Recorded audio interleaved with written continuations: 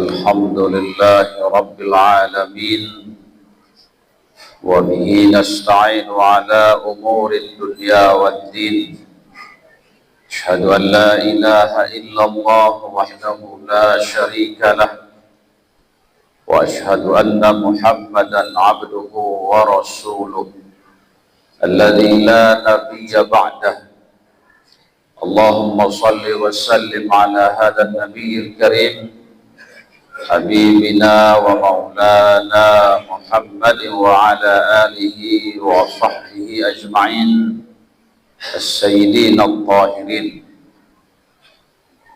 أما بعد فيا عباد الله أوصيكم ونفسي بتقوى الله وطاعته لعلكم تفلحون فقد فاز المتقون. قال الله سبحانه وتعالى في كتابه الكريم أعوذ بالله من الشيطان الرجيم بسم الله الرحمن الرحيم يا أيها الذين آمنوا اتقوا الله حق تقاته ولا تموتن إلا وأنتم مسلمون. Hadirin jamaah salat Jumat rahimakumullah.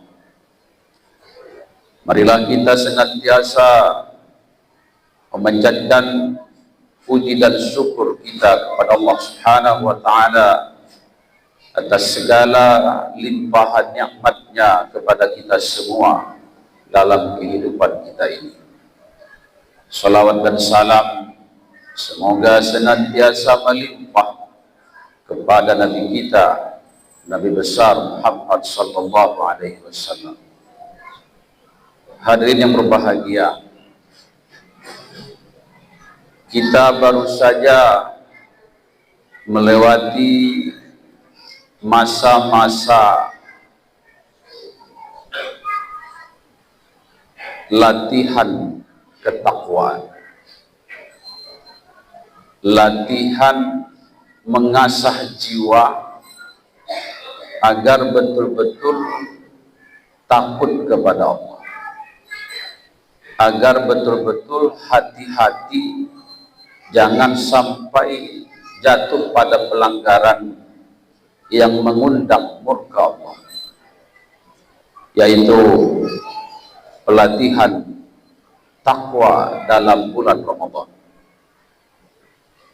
Dalam puasa misalnya kita 1 atau setengah menit saja kita tidak berani mencuri waktu untuk lebih dahulu berbuka puasa sebelum tiba waktunya. Padahal kalau kita misalnya sendiri, orang lain tidak ada yang tahu kalau kita mencuri waktu. Apa yang membuat kita tidak berani? Tidak lain karena sadar ada Allah yang Maha melihat.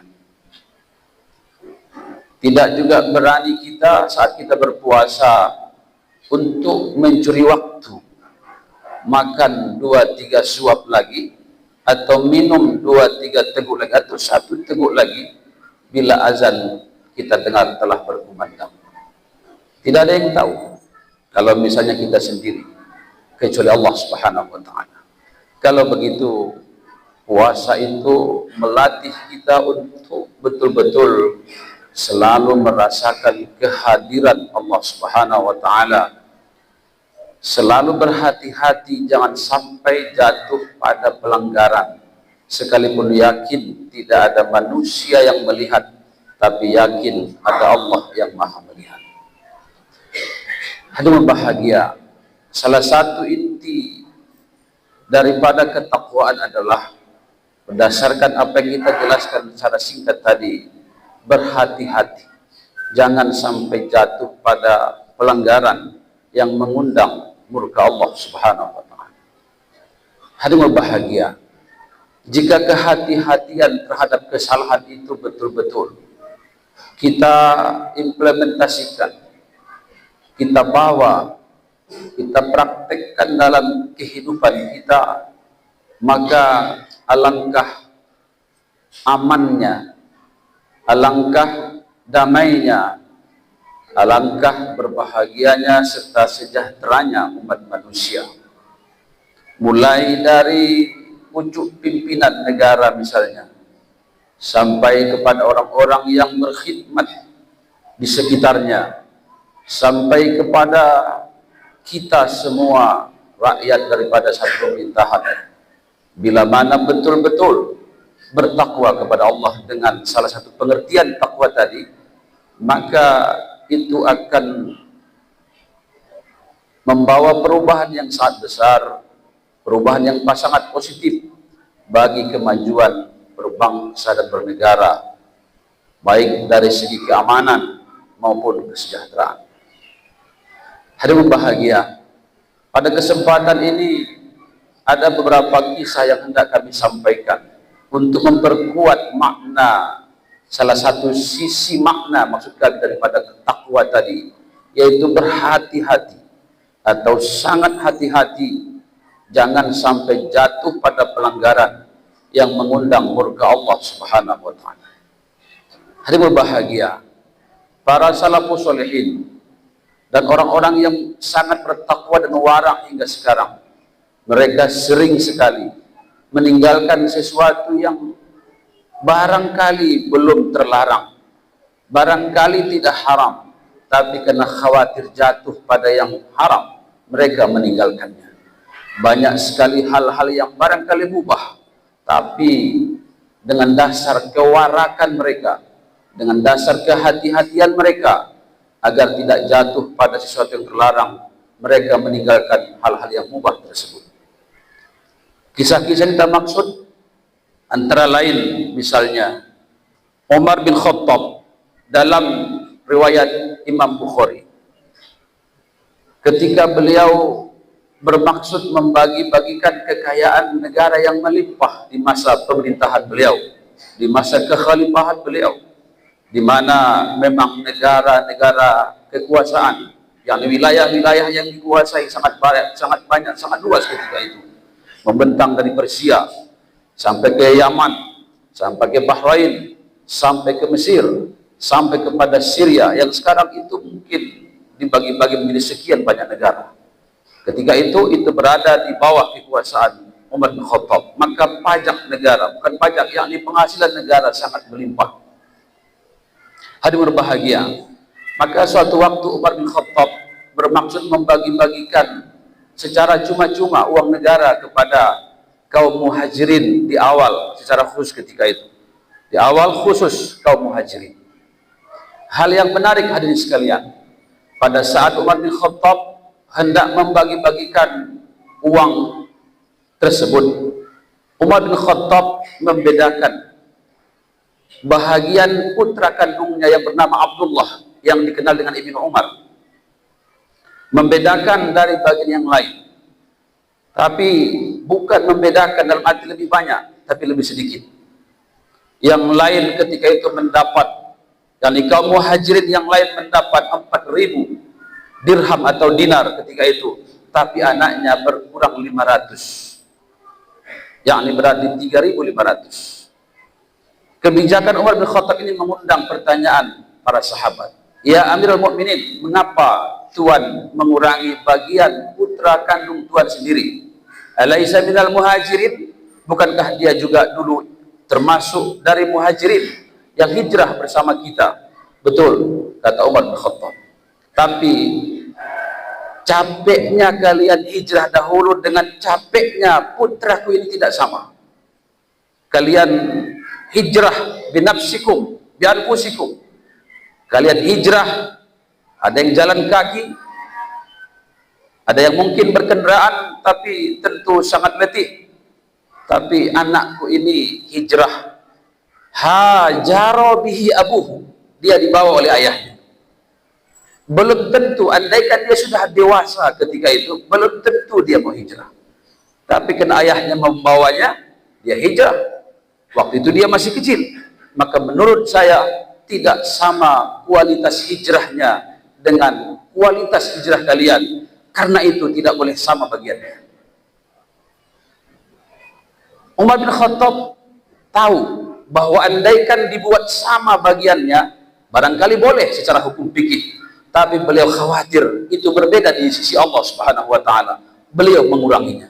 Satu kehati-hatian yang luar biasa. Takut jatuh pada yang terlarang.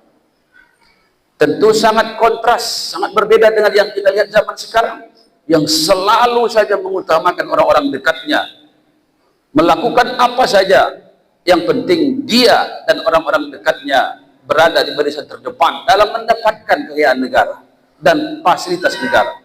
Berbeda dengan Umar bin Khattab, sangat hati-hati. Kemudian hadirin yang berbahagia,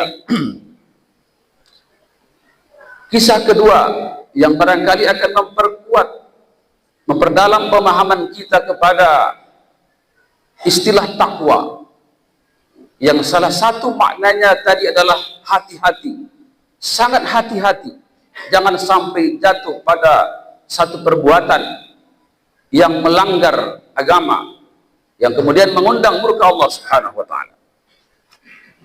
Seorang dari salafus salihin, ahli hadis yang dikenal sangat wara, bernama Ibnu Mubarak, Abdullah Ibnu Mubarak. Abdullah Ibnu Mubarak aslinya orang Persia, Iran sekarang, antara lain wilayahnya. Beliau sebagai alim besar ketika itu berkunjung ke Syria, Damaskus. Singkat cerita, manakala beliau hendak pulang, beliau hendak mencatat sesuatu dan meminjam pulpen seseorang, pena seseorang. Qadarullah, beliau lupa mengembalikan kepada pemilik pena tadi. Tentu pemilik pena tidak berani meminta kembali. Ini seorang alim besar. Semua orang yang mempelajari hadis pasti kenal dengan Ibnu Mubarak, ahli hadis yang sangat wara. Setelah menempuh perjalanan 15 hari, tepatnya ketika itu di wilayah Marwu namanya, perjalanan 15 hari, beliau baru sadar di kantongnya ternyata ada pena yang tak dikembalikan. Sebuah pena, hadirin sekalian, bukan mobil, bukan rumah, bukan uang miliaran. Apa sikap beliau ketika itu? Kembali ke Damaskus. Sekalipun andaikan dapat ditanya ketika itu, seperti zaman sekarang mungkin di telepon, andaikan dapat ditanya ketika itu apakah pemilik pena itu mengizinkan satu buah pena untuk gurunya, kita yakin barangkali akan dijawab, ya silakan Tuhan ambil. Ibnu Mubarak tahu hukum itu. Barang kecil yang diyakini akan diberikan orangnya, diizinkan orangnya, secara hukum fikih boleh-boleh saja. Dalam contoh ini misalnya tak dikembalikan. Apalagi dalam jarak tempuh perjalanan yang sudah 15 hari. Tapi Ibnu Mubarak, karena menyangkut dengan diri beliau, tidak memadakan hukum boleh atau tidak boleh tadi saja. Beliau kembali ke Damaskus sekedar untuk mengembalikan satu buah pena. Kehati-hatian yang luar biasa, yang tentu akan sangat baik bila itu kita tiru dalam kehidupan kita. Sedangkan kita lihat di zaman sekarang, yang sudah jelas-jelas bukan haknya diambil, yang sudah jelas-jelas fasilitas negara tak dikembalikan. Hadirin berbahagia. Kemudian yang terakhir pada kesempatan ini, ada seorang ulama besar Syafi'iyah yang bernama Abu Ishaq Ash-Shirazi yang mengarang kitab Al-Muhadzab yang kemudian disyarah oleh antara lain Al-Imam An-Nawawi.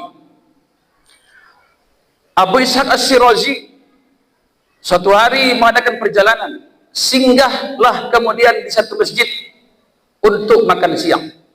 Singkat cerita, beliau pun beranjak dari masjid itu. Di tengah perjalanan, beliau merasakan ada sesuatu yang gugur, jatuh dari kantongnya, uang 1 dinar. Uang 1 dinar itu lebih kurang di zaman sekarang 1,5 juta atau lebih. Beliau pun kembali ke masjid tempat beliau makan siang tadi. Beliau betul-betul menemukan uang 1 dinar itu di tempat beliau duduk. Beliau kemudian hendak mengambilnya, tapi begitu tangannya hampir sampai ke uang tersebut, beliau tersentak. Jangan-jangan ada orang lain yang juga duduk di sini tadi. Jangan-jangan ini tidak uang saya. Beliau mengurungkan niat, meninggalkan uang itu, beliau pun pergi. Hampir 100% keyakinan kita bahwa itu uang beliau. Tapi karena satu hal saja, khawatir ada orang lain yang duduk juga di situ, yang artinya berarti jangan-jangan tidak uang beliau. Demi kehati-hatian, beliau tidak mengambilnya. Hari berbahagia, mudah-mudahan 3 kisah ini menjadi inspirasi yang sangat baik bagi kita untuk lebih meningkatkan ketakwaan kita, kehati-hatian kita di hadapan Allah Subhanahu wa taala, agar tidak jatuh pada hal-hal yang terlarang sampai pada tingkat tidak berani melakukan sesuatu yang mungkin saja boleh, tapi karena khawatir jatuh pada yang tidak boleh, kita tinggalkan. Sesuai dengan hadis Nabi, hadis riwayat Tirmidzi, hadis hasan. Sabda Rasulullah SAW, la yablughul 'abdu ay yakuna minal muttaqin hatta yada'a ma la ba'sa bihi makhafata ma bihi ba's. Belumlah termasuk seorang sebagai orang-orang yang betul-betul bertakwa sampai ia mampu meninggalkan sesuatu yang tidak kenapa-kenapa karena khawatir jatuh menjadi kenapa-kenapa. Hari berbahagia, mudah-mudahan khutbah singkat ini bermanfaat untuk kita semua, terutama pribadi kami sendiri. Amin ya rabbal alamin. Barakallahu li wa lakum fil Qur'anil azim wa nafa'ani wa iyyakum bima fihi minal ayati wa dzikril hakim wa taqabbala min yawmikum tilawatahu innahu huwal ghafurur rahim.